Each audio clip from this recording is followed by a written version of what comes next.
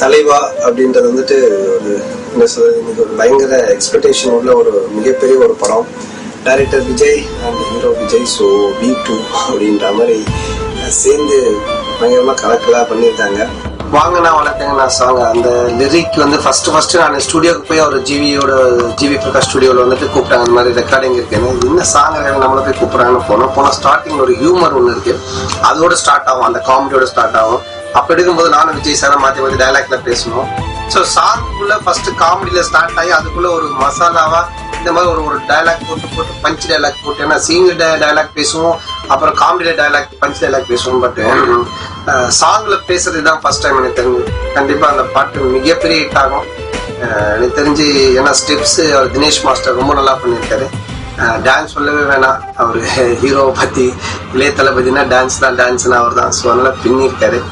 நடுவில் ஒரு சின்ன பஞ்ச் காமெடிஸும் இருக்கு. அந்த பாட்டு எனக்கு இருக்கிறது ரொம்ப பிடிச்ச பாட்டு. டெஃபினட்டா மிகப்பெரிய ஹிட்டா வந்த வாங்கண்ணா வணக்கங்கண்ணா மை சாங்க நீ கேளுங்கண்ணா.